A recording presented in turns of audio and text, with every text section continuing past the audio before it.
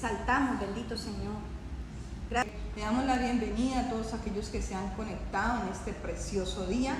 Vamos a compartir una poderosa palabra de parte de Dios. Le damos la bienvenida al pastor Manuel, que nos va a compartir la palabra. Así que bienvenidos y bienvenidas, comparta esta transmisión que va a ser de mucha bendición. Dios les bendiga.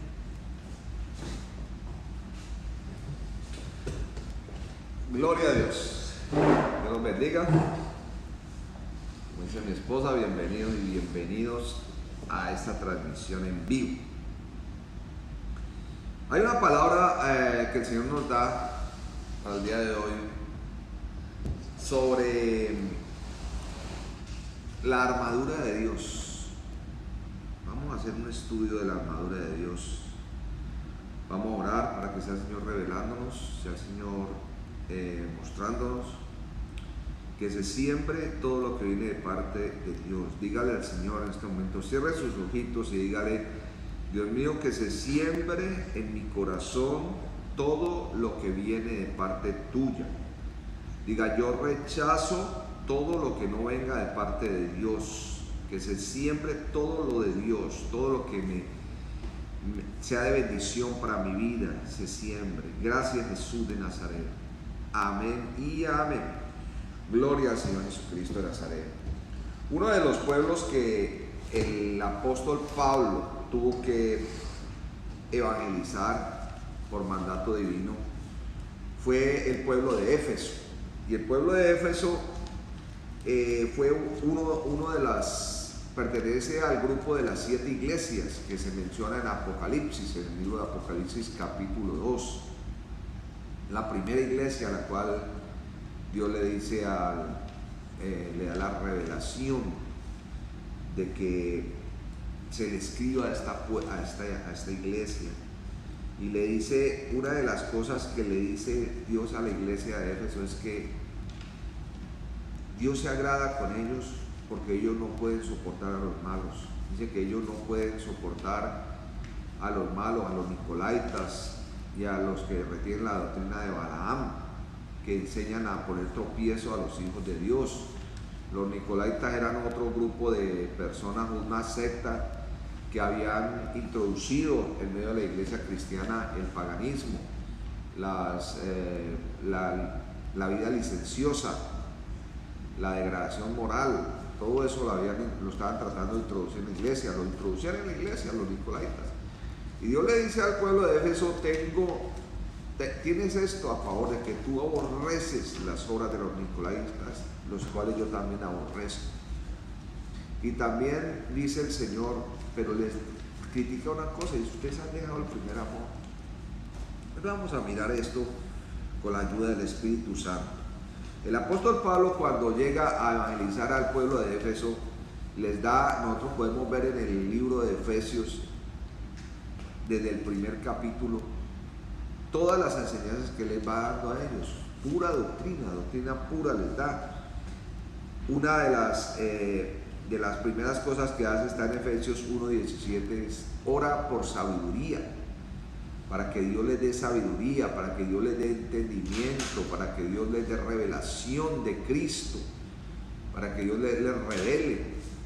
Eso nos enseña a nosotros, nos da la pauta para que nosotros, cuando queramos evangelizar a alguien, a una persona, a un pueblo, primero oremos para que el Señor les abra el entendimiento, para que el velo sea movido, porque todas las personas tienen un velo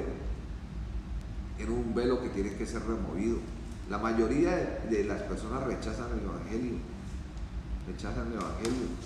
no lo conocen, pero lo rechazan, así de sencillo. Saben que tú y yo fuimos cambiados, saben que hay poder en el evangelio, poder transformador, poder restaurador. Dios es poderoso.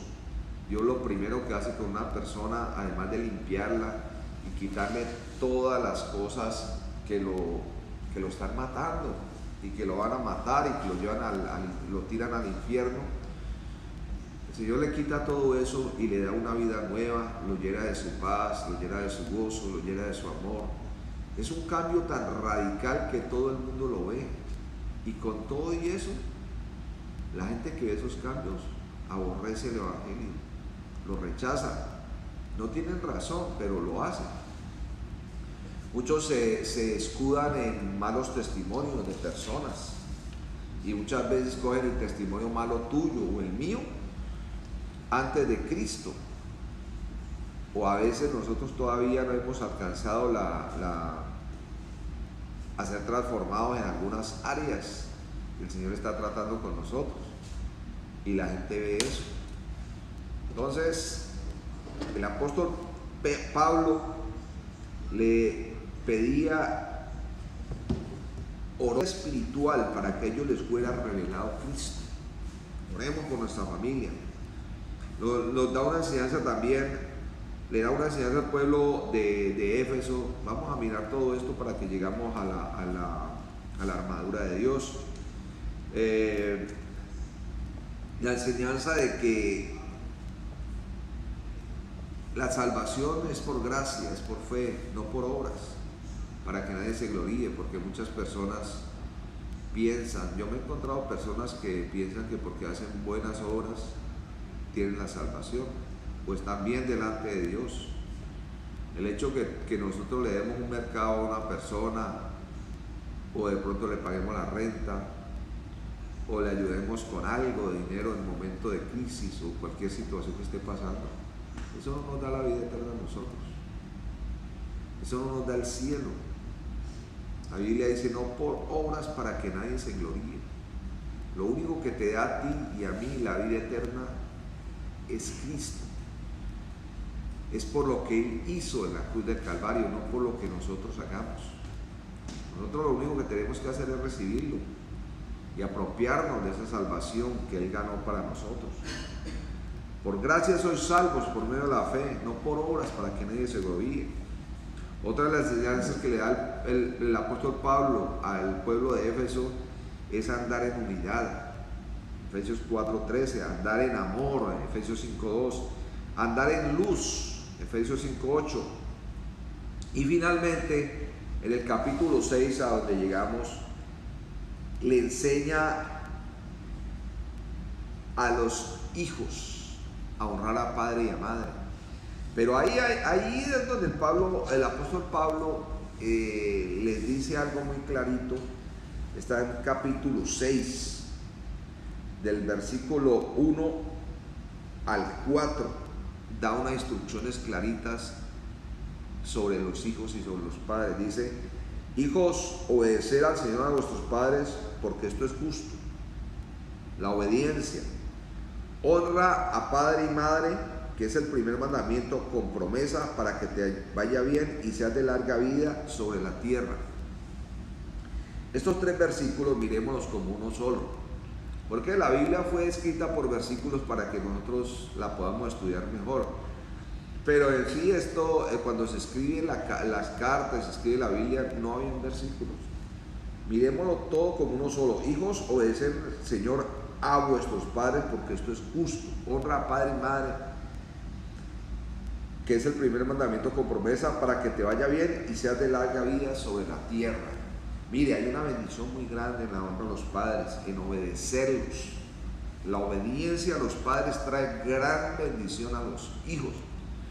Pero sucede y acontece que esto es un mandamiento que se puede mirar en su completa dimensión sobre los creyentes, sobre los hijos de Dios, sobre la gente que está apartada de Dios. Es muy difícil. Les voy a decir por qué es muy difícil. Porque un padre y una madre que no tengan a Cristo no pueden guiar bien a sus hijos, no los pueden aconsejar bien. Ellos carecen de la sabiduría de Dios. Y una madre que no tiene a Cristo, una madre y un padre que no tienen a Cristo, pueden guiar a su hija que se casen con el hombre que tiene más dinero, sin importar cómo es su situación espiritual, cómo es su vida con Dios. Una persona o una familia que sirve a Cristo, si mira la parte espiritual,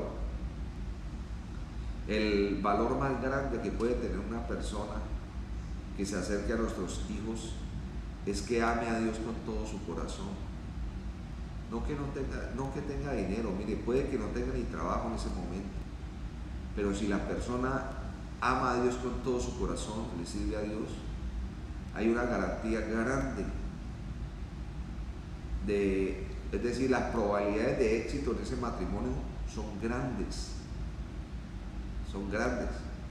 y eso solamente lo puede ver una familia de la fe. Por eso esta palabra que dice, obedeced a vuestros padres porque esto es justo, y honra a tu padre y a tu madre, si nosotros nos referimos a la honra en cuanto a la obediencia, nos centramos en la obediencia, nos damos cuenta que es bien importante estar conectados con el Señor. Amén, gloria al Señor Jesús. Después le da Pablo, el apóstol Pablo, más palabras al pueblo de Egipto, al pueblo de Efesio. Siervos, obedeced a vuestros amos. Estábamos en tiempo de la esclavitud, habían esclavos, había gente que era dueña de otras personas, lo habían comprado. Con temor y temblor, con sencillez de vuestro corazón como a Cristo, no sirviendo al ojo como los que quieren agradar a los hombres, sino como siervos a Cristo, sirviendo de buena voluntad como el Señor, no a los hombres, sabiendo que el bien que cada uno hiciere, ese recibirá al del Señor, sea siervo, sea libre. Y vosotros, amos, haced con ellos lo mismo, dejando la amenaza, sabiendo que el Señor de ellos y vuestro está en los cielos, y que para Él no hay acepción de personas. En ese momento Pablo dice, tomen toda la armadura de Dios. Miren, por lo demás, hermanos, fortaleceos en el Señor y en el poder de su fuerza. Entramos en guerra espiritual. Miren, hoy vamos a estudiar cómo tú entras en una guerra espiritual efectiva. ¿Cómo puedes hacer efectiva una guerra espiritual? Por eso empezamos con todas las recomendaciones que le hace Pablo al pueblo de Éfeso. Les enseña a andar en unidad, a andar en paz, a andar en amor. Pide a Dios que les dé sabiduría espiritual para que puedan conocer a Cristo, a andar en luz, a andar en paz socialmente. Cuando hablamos de la paz en su casa, que todo esté funcionando bien, que haya obediencia, que haya respeto, que los siervos estén bien con sus amos. Esto es guerra espiritual. La mejor forma de tú hacer una guerra espiritual efectiva es primero organizando tu casa, organizando todos tus asuntos, todas tus cosas, todas tus relaciones interpersonales. Que no le debas nada a nadie, que nadie te tenga que juzgar o señalar porque no le pagaste o lo robaste o le incumpliste con un trabajo. Todo eso es guerra espiritual. No podemos dejar que el adversario gane ventaja en nosotros, que tenga nada de qué acusarnos. Estemos en paz con Dios antes de empezar una batalla espiritual.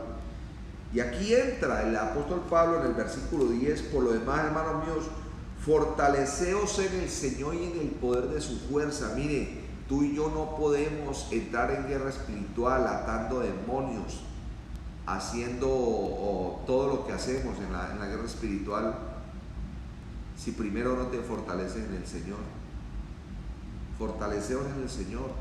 ¿Cómo se fortalece uno en el Señor? Mire, reconociéndolo, adorándolo de todo corazón, con toda tu mente, con toda tu alma, con todo tu ser, con todas tus fuerzas, amando al Señor con todo tu corazón. Dice, me gusta mucho lo que decía el pastor David Wilkerson, que ya murió. Él fue el que evangelizó una de las pandillas más grandes de Nueva York. Se metió en plena zona roja y ahí abrió iglesia y evangelizó a las pandillas. Es reconocido mundialmente por eso. Pastor David Wilkerson, una de las cosas que él decía, tú no oras por falta de tiempo. No es falta de tiempo lo que tú tienes. Tú oras por falta de deseo. No deseas orar. El que desea algo lo busca, lo persigue. Si a una mujer le gusta un hombre, va a estar donde él está, va a tratar de entrar en una relación con él. Y lo va a proponer y muy probablemente lo consigue. Si un hombre también está buscando esposa y le gusta a una mujer, él va a hacer todo lo posible por estar ahí. Que tiene mucho trabajo y que tiene universidad y que tiene cosas, mire, con todo y eso él va a estar ahí en la casa de ella buscándola algún día, la semana. Entonces lo mismo nosotros. Si nosotros le damos prioridad al Señor, prioridad a la oración, nosotros vamos a sacar el tiempo. Saquemos el tiempo para orar. Primera hora de la mañana, cuando nos levantemos. Yo no soy de madrugar, yo no soy madrugador, yo soy un night person, yo funciono más de noche. Pero sí procuro al máximo, tan pronto abro mis ojos, conectarme con el Señor, entrar en oración con Él, entrar en el estudio de la palabra, abrir la Biblia. Yo les recomiendo que lean las cartas paulinas, todas las cartas que escribió Pablo a la iglesia, después de los evangelios, Mateo, Marcos, Lucas y Juan. Empiece con Hechos y estudie las cartas paulinas. Eso es doctrina pura.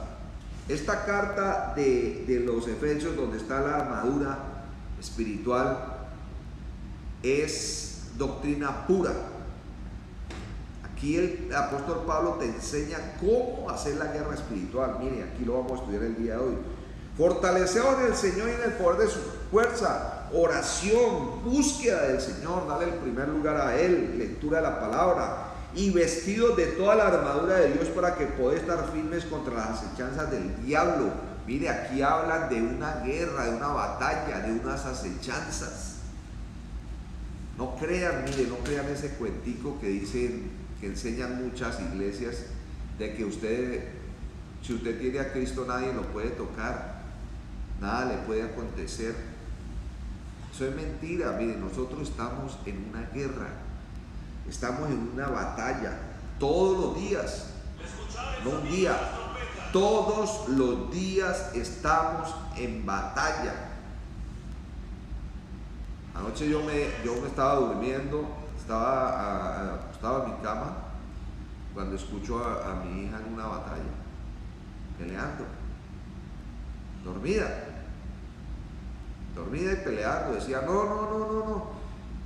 Y yo me levanté y reprendí todo espíritu inmundo que se haya colado en mi casa por cualquier razón. Yo qué voy a saber cómo se metió, se mete. Reprendí eso, le puse manos en su cabeza y la soltó, y ella siguió durmiendo tranquilita. Tenemos lucha, mire. La palabra de Dios lo dice. Fortaleceos en el Señor y en el poder de su fuerza, vestidas de toda la armadura de Dios para que podáis estar firmes contra las acechanzas del diablo, porque no tenemos lucha contra sangre y carne, sino contra principados, contra potestades, contra los gobernadores de las tinieblas de este siglo, contra huestes espirituales de maldad de las regiones celestes. ¿Se dan cuenta? Hay una lucha, y es una lucha espiritual. Por lo tanto, todos los cristianos debemos estar preparados para poder batallar. Amén. Gloria al Señor Jesús. Dice el versículo 13, estamos en Efesios 6, estamos leyendo el Efesios 6 y vamos por el versículo 13. Por tanto, tomad toda la armadura de Dios para que podáis resistir el día malo, y habiendo acabado todo, estad firmes. Estad firmes, estad pues firmes, estad pues firmes. Grabes esta palabra, diga firme, diga tengo que estar firme, tengo que permanecer firme, para que el diablo no me toque, para que no me destruya, para que las fuerzas de maldad no me entren, para que lo que las demás personas que atenten contra mí, yo pueda estar avisado, pueda mirar. Mire, el hecho que tú y yo seamos cristianos, podemos predicar, podemos hacer lo que quieran, no quiere decir que estemos exentos de batallas. Hace poco a mí me hicieron un trabajo fuertísimo para destruirme, trabajo de las tinieblas. pero por la misericordia de Dios y gracias a mi comunión con Él, yo pude detectarlo. El Señor me avisó, el Señor me mostró clarito y me mostró la persona que me estaba haciendo el mal, y yo, gracias a Dios por estar conectado con Él, tuve la revelación, tuve el aviso y pude destruir eso. Pero recibí los ataques y los recibí en mi cuerpo y alcancé a sentir los dolores, unos dolores en los brazos horribles, y no me dejaban casi ni levantar algo. Era horrible. Me metí en oración, me metí en ayuno y destruí todo eso, y el Señor me fue libertando. Pero me tomó más de un mes esa batalla, fue fuerte. No pensemos que porque somos cristianos estamos exentos de todo. No es así. El apóstol Pablo dice claro: estad pues firmes, ceñidos vuestros lomos con la verdad y vestidos con la coraza de justicia. ¿Qué es estar ceñidos con la verdad? ¿Quién es la verdad? Mire, busquen en la Biblia quién es la verdad. No solamente qué es la verdad, sino quién es la verdad.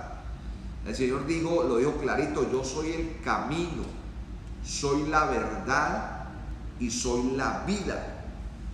El Señor Jesucristo es la verdad. Mire, cuando nos trasladamos al tiempo que esta carta fue escrita, el apóstol Pablo estaba evangelizando Éfeso. Éfeso era una ciudad gentil, era un puerto gentil. No eran judíos, eran gentiles.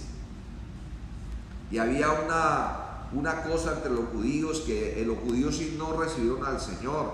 Para ellos Cristo no es la verdad. Para los judíos ortodoxos, Cristo no es la verdad. Ellos están esperando al Mesías. Ellos son los que van a montar al anticristo, que va a estar a punto de aparecer en escena aquí en la humanidad. Ellos son los que lo montan. Pero en la ciudad de Éfeso, Cristo, el apóstol Pablo les dice: mire, Cristo es la verdad, cíñanse con esa verdad, cíñanse de eso a ustedes. O sea, caminen por ustedes, caminen y tengan siempre ese ceñirse con la verdad. Decir: no, yo soy de Cristo.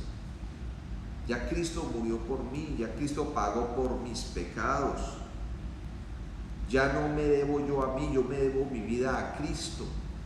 Mire, cuando yo salgo a la calle y hay tentaciones, yo me recuerdo que yo soy de Cristo. Yo soy de Cristo, soy de carne y hueso, pero soy de Cristo. Tengo una ciudadanía celestial. Me debo a Él, fui comprado por sangre. Él me compró con su sangre preciosa, una sangre que yo no puedo pisotear.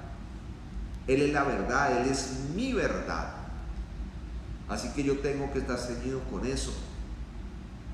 Cuando yo era joven, cuando yo era muchacho, que yo me entregué a Cristo, empecé a ir a una iglesia con unos amigos donde enseñaban que antes de orar uno tenía que ponerse la armadura de Dios. Entonces ellos hacían una actuación así como que se estaban poniendo las cosas. Decían: me pongo la verdad, me ciño con la coraza de justicia, me pongo el escudo de la fe, me pongo el yelmo de la salvación. Y después de hacer eso, empezaban a orar. Mire, esa no es la forma de ceñirse, de ponerse la armadura de Dios, porque la armadura de Dios no es de quitar y poner. Si tú te la tienes que poner antes de orar, quiere decir que no la tenías puesta. La armadura de Dios tiene que ser, es una analogía que hace Pablo, es tomando algo de la vida real del momento para enseñarles una verdad espiritual. Les dicen: miren, cíñanse de Cristo. Eso es lo que tienen que hacer, cíñanse de Él, manténganse vestidos con Cristo. Y aquí les desarma la armadura. Dice: mire, en Cristo ustedes tienen la verdad, Él es la verdad. Tienen la coraza de justicia, pónganse la coraza de justicia. ¿Qué es la coraza de justicia? Miren, no importa lo que pase en el mundo, tú fuiste justificado por Cristo, por la victoria de Cristo en la cruz del Calvario. Él murió por ti, Él murió por tus pecados. Si hay algún cristiano tiene dudas si va a ser salvo o no va a ser salvo, yo le digo, sí vas a ser salvo. Si tú eres de Cristo, si tú amas a Cristo, si tú te entregaste a Él, abriste tu corazón, la persona puede tener luchas. Mire, hay personas que tienen unas luchas increíbles que le hacen cometer errores, que les hace cometer pecados, que lo hace airarse, que los hace enojarse fuertemente, o cometer algún pecado. Pero Cristo ya te justificó, Cristo ya vio tu película, Él vio toda tu historia, Él vio todo tu aflicción, la aflicción que te produce en tu casa. Cuando una persona llega a Cristo, empieza un proceso de transformación en ella, pero tiene que irse a vivir a la misma casa donde hay mucha gente que no ha sido transformada. ¿Ustedes creen que esas personas no le van a hacer oposición al cristiano? Claro que le van a hacer oposición. Como decía el pastor John MacArthur, un cristiano le decía, ya me convertí a Cristo, ¿tengo que dejar a mis amigos ahora? El pastor MacArthur le decía, tú no tienes que dejar a tus amigos te van a dejar a ti, que es diferente. Tus amigos que no son de Cristo no van a soportar lo que hay en ti ahora. Hay una oposición férrea en contra de los cristianos. Por lo tanto, tenemos que estar vestidos con la armadura de Dios, vestidos con la coraza de justicia. Tú y yo fuimos justificados, calzados los pies con el apresto de la paz. El apresto alude a lo que ya ha sido alcanzado. Mire, la salvación que Cristo alcanzó para ti, la paz que hay en Cristo, tú tienes que estar calzado con eso y caminar todos los días con esa paz, con ese gozo, con ese amor, con esos deseos de predicar del Señor a todas las personas. Eso es estar vestidos, puestos calzados los pies con el apresto del Evangelio de la paz. No te lo puedes quitar. No puedes decir, vas a entrar a una casa y decir, bueno, aquí me quito los zapatos de evangélico, no soy más evangélico. Ahora, dentro de esta casa ya no voy a ser evangélico. Vas a una reunión con amigos, ya no voy a ser evangélico. A mí me gusta, una vez yo fui a una casa, visité mi familia en el norte de los Estados Unidos y fui a una casa donde, eso fue en Navidad, una Navidad, donde el día anterior había habido una fiesta, se veía, había rasgos por ahí de que había habido una fiesta. Tenían una mesa de billar y me invitaron a jugar billar y yo fui me puse a jugar billar con ellos. Eran como 4 varones que habían ahí. Estamos en el ¿cómo le llaman? El subterráneo que hay en las casas. El eficient le llaman. Y nos fuimos a jugar billar ahí y uno de ellos fue a sacar licor. Yo iba a tirar con el taco, estaba jugando. Y yo vi entre reojo, así con el rabillo del ojo, vi como otro le detuvo la mano y le dijo, guarde eso, que él es cristiano. Guarde eso, que él es cristiano. Y él lo guardó. Pero al rato me preguntó, me dijo, ¿usted no toma? Le dije, no, yo no tomo. Cristo me sacó de ahí a mí. Yo tomaba antes, de ahí me sacó Cristo. Mire, yo entré a esa casa calzado en mis pies con el apresto del Evangelio de la paz. Somos cristianos a donde vamos. No nos olvidemos de eso. Dice la palabra de Dios aquí, sobre todo tomad el escudo de la fe con que podáis apagar todos los dardos de fuego del maligno. Tomad el escudo de la fe. Mire, hay momentos que la opresión es tan fuerte, los ataques en el mundo exterior son tan fuertes. Los cristianos a veces recibimos ataques tan fuertes en nuestro trabajo. Yo nunca había sido tan atacado como cuando me convertí a Cristo. Nunca fui tan atacado como en ese entonces.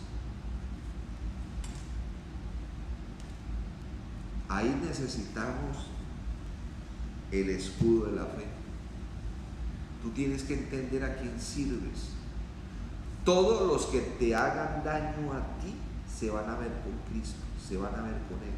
Y no estoy hablando del día que mueras, estoy hablando inmediatamente. La persona empieza a cosechar mal.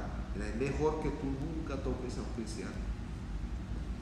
Una vez yo fui a comprar una casa en el año 2002, la primera casa que fui a comprar, la primera vez que intenté hacerlo, estaban haciendo unas casas nuevas, un reparto nuevo aquí en Kendall, y la persona que me atendió me pidió $1,000 de down. Yo le dejé un cheque de $1,000 y aparté la casa. Yo le dije, yo quiero esta casa, una casa que quedaba frente a un parqueadero de visitantes.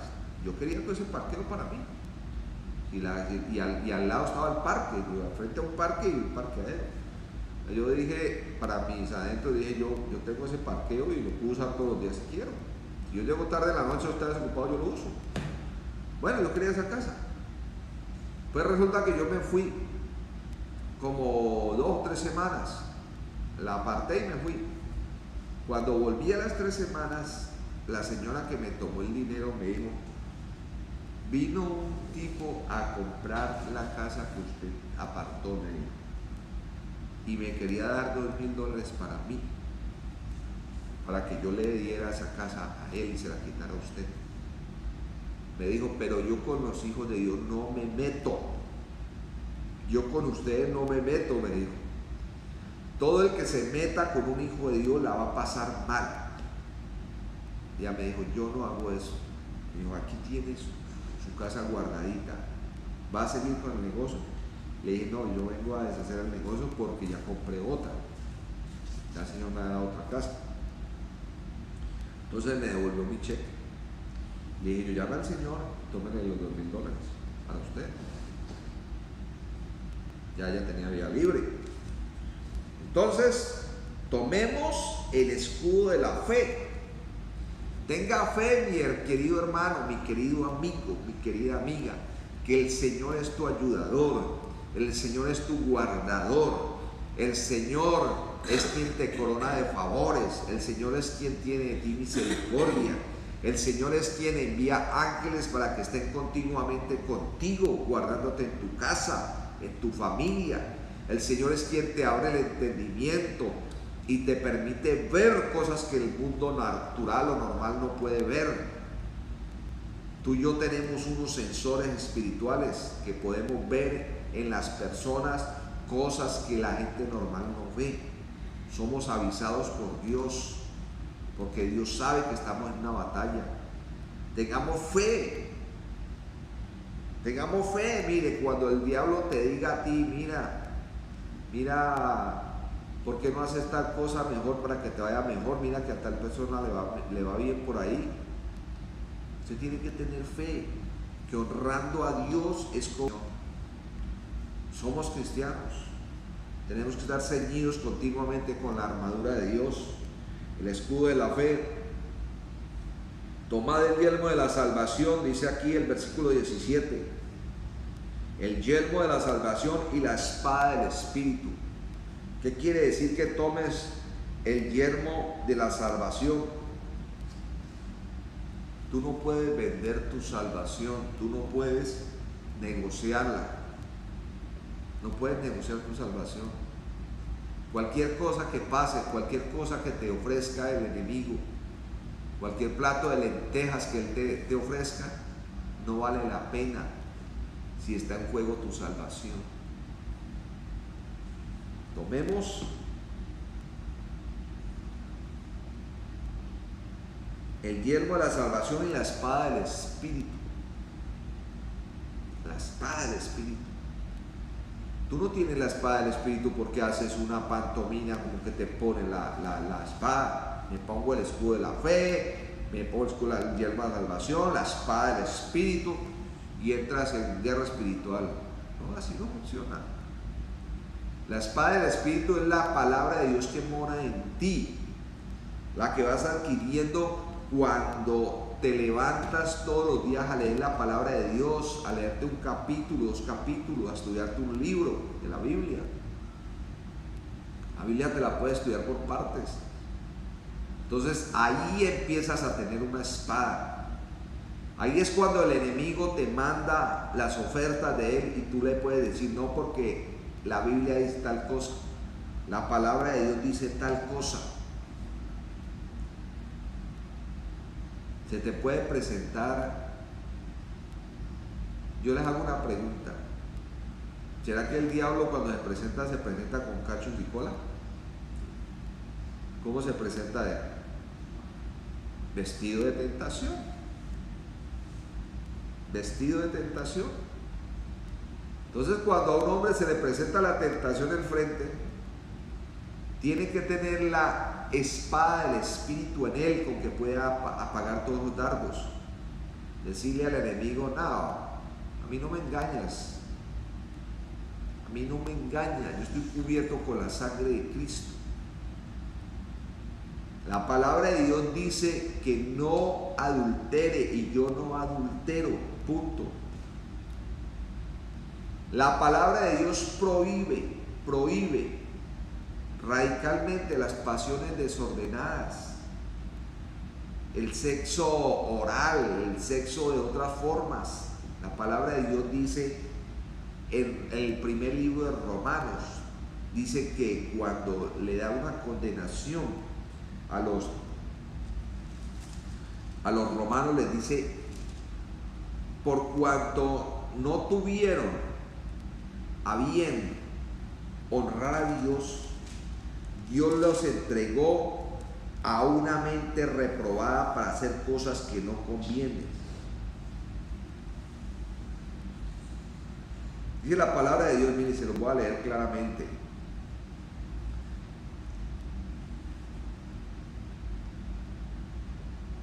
Dios, Romanos 1:26 dice: Dios los entregó a pasiones vergonzosas, pues aún sus mujeres cambiaron el uso natural por el que es contra naturaleza. ¿Qué es el uso natural? El uso natural es hacer las cosas naturalmente para lo que Dios te lo mandó. Dios mandó los órganos cada cual para hacer una función. Ese es el uso natural, lo que estableció Dios. Todo lo que la gente haga extra de ahí, que se encienden en sus pasiones y deseos y empiezan a hacer lo que es condenado por Dios. Dice aquí: pues aún sus mujeres cambiaron el uso natural por el que es contra naturaleza. De igual modo también los hombres, dejando el uso natural de la mujer, se encendieron en su lascivia unos con otros, cometiendo actos vergonzosos, hombres con hombres, recibiendo en sí mismo la retribución debida a su extravío. Y como ellos no aprobaron tener en cuenta a Dios, Dios los entregó a una mente reprobada para hacer cosas que no convienen. Tienes que tener palabra en tu corazón, en tu espíritu, que cuando te vengan las tentaciones, te vengan el ataque del enemigo, el ataque del diablo, el ataque espiritual, tú puedas pelear la batalla, puedas desenvainar la espada y decir y citar la escritura. A Cristo le pasó. Nuestro Señor Jesucristo, dice la Biblia, que fue llevado por el Espíritu al desierto para ser tentado por el diablo, y Dios lo tentó fuertemente, el diablo lo tentó fuertemente, y el Señor se defendió todo el tiempo con la palabra de Dios.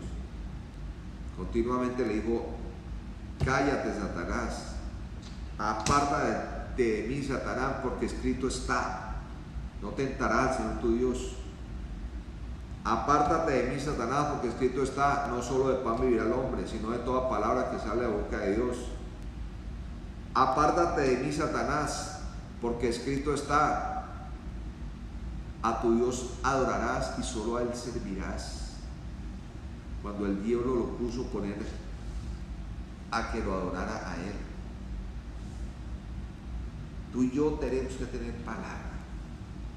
La palabra de Dios tiene que abundar en nuestras vidas. Así tenemos la espada del Espíritu con la cual nos podemos defender. Gloria al Señor Jesús. Gloria al Señor Jesús por esta palabra. Lo animo, mi querido hermano, mi querida hermana, para que se apropie de esta revelación, de esta palabra y se llene de Cristo. Que la palabra de Dios abunde en ti. Que tú seas una persona que busca al Señor en oración constantemente. Que tú seas una persona que busca ser lleno del Espíritu Santo. Que la sabiduría de Dios habite en ti y en mí. Que puedas ver, que puedas captar, que puedas entender las cosas espirituales. Hay dos extremos. Hay dos extremos. Mire, está la iglesia o está el cristiano que solamente ve demonios por donde se mueve, y está el cristiano que nunca los ve, que son la mayoría. La mayoría de los cristianos, la mayoría de los pastores y de las iglesias, cuando ven a un enfermo en la iglesia le dicen: vaya al médico, tómese la medicina, pero no le buscan en el área espiritual, en la parte espiritual. Y es bueno hacer una cosa sin dejar de hacer la otra. Yo siempre que veo una persona enferma, yo le hago una entrevista, le hago una cartografía, le miro por dónde pudo entrar el mal, si es por la comida, si es por sus hábitos alimenticios, si es una maldición, si es un mal puesto. Le reviso, hay unas preguntas claves que uno le hace a la persona y la persona misma va soltando qué está pasando con ella. Y la persona honesta, uno puede detectar, o el Espíritu Santo le muestra a uno en revelación, palabra de ciencia, qué está pasando con la persona. Existe el mundo espiritual, no debemos ignorarlo. Existen los espíritus que traen ruina a las familias, que traen ruina a las casas. No es normal que una persona pase los años y no se logre realizar. No logre realizarse en ningún área, ni familiar, ni laboral, ni espiritual. Personas que tú ves bloqueadas 100%. Personas enfermas, personas arruinadas, personas destruidas. Personas que perdieron su hogar y nunca lo pudieron rehacer o recuperar. Hay que buscar en el área espiritual qué pasó con esa persona. ¿Por qué está así? ¿Qué le hicieron? ¿Quién le quiso hacer daño? ¿Quién lo quiso destruir? Por eso es tan mala las fornicaciones, por eso es tan malos los adulterios. Cuando una persona entra en adulterio con otra, o en relaciones ilícitas, a veces esa persona se toma derechos y dice: si no es conmigo, no es con nadie. Se hacen ilusiones. Yo lo mejor es no tocar a nadie. Yo siempre que tengo la oportunidad de aconsejar a los jóvenes, les digo: no toquen mujer con lo cual no se van a comprometer. Si ustedes no llevan una intención sana, una intención que honre a Dios, una intención de bien con esa persona, si no tienen un corazón puro, no se acerquen a esa persona. No se acerquen, no metan la mano al fuego, no lo hagan, para que sean librados. Gloria al Señor Jesús. Vamos a orar por esta palabra. Que el espíritu de esta palabra penetre en ti. Que entiendas que necesitas la vida de Dios en ti. Que necesitas a Cristo. Que necesitas estar ceñido de los pies a la cabeza con Cristo, para que Él sea tu ayudador, sea tu guardador. Gracias, Señor Jesús. Ora conmigo, cierra tus ojos y dile: Señor Jesús, entra en mí. Entra en mí, dijo el Señor. Abro mi corazón. Haz de mí la persona que tú quieres que yo sea, Señor. Líbrame de toda obra del mal, de toda tiniebla, de toda inmundicia, de toda maldad. Que tu sangre preciosa me haga libre, dígale al Señor en este momento.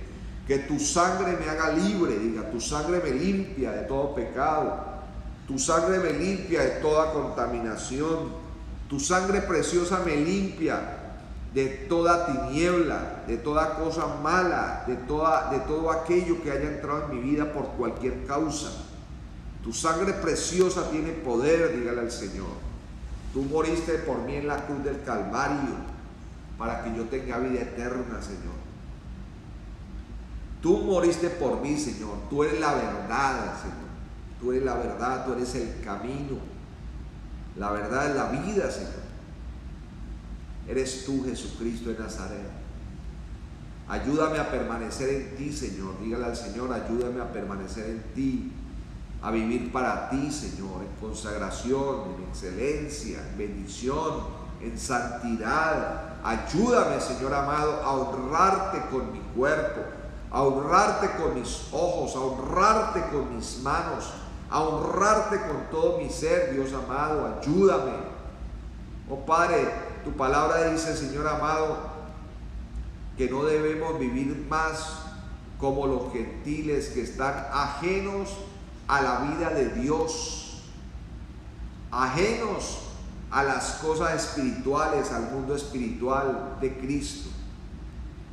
Padre, ayúdanos a comprender, Señor. Ayúdanos a permanecer en ti, Señor amado. Guárdanos de toda tentación y de toda cosa mala, Señor Jesucristo.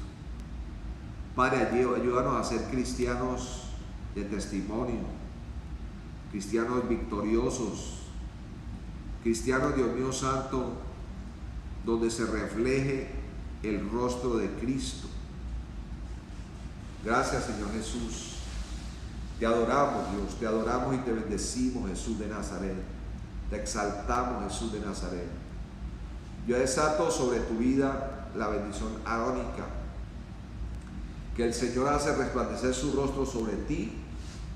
El Señor coloca en ti paz y el Señor tiene de ti misericordia.